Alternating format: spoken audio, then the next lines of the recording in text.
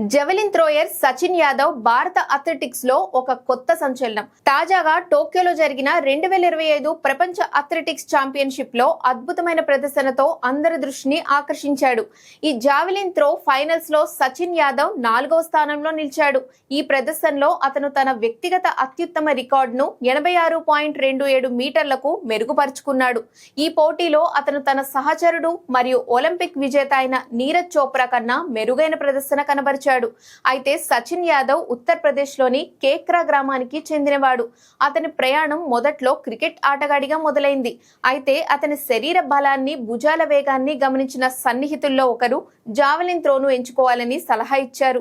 దాంతో 19 సంవత్సరాల వయసులో అతను క్రికెట్ ను వదిలి ఈ క్రీడలోకి అడుగుపెట్టాడు.